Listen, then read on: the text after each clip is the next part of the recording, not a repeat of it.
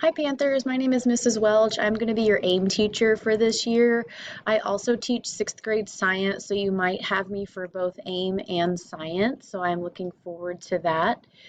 Here are a few expectations about AIM.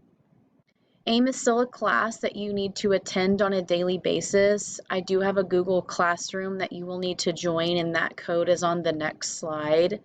There you will find the Zoom link to reach me if you do need help. You will be required to check your teacher's Google Classroom for assignments, deadlines, new lessons, etc. I will be available during that time to help you organize, maybe get in touch with another one of your teachers if you need help with math or reading.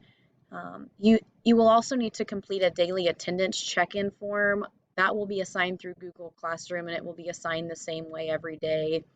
Um, that's just to know that you are there, what you're working on, what you might need to still complete, and I will show you how to do all that the first day or two of class. Here is the code to Google Classroom and my email address if you do need to contact me. I hope you are doing well, and until we see each other in face-to-face, we will be seeing each other on Zoom. Bye.